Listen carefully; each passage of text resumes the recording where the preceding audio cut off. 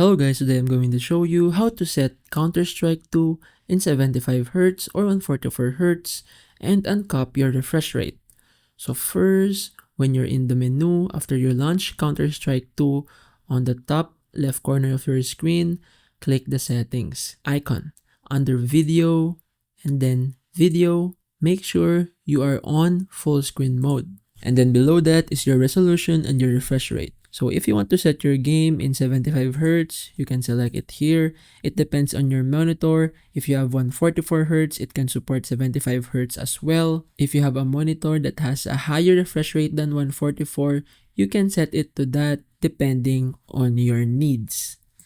Now, if you want to uncap your refresh rate in Counter-Strike 2, make sure to select the highest frame rate supported by your monitor.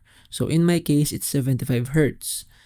Now to actually uncap it, go to Advanced Video Settings. Now in VSync, make sure it is set to disabled.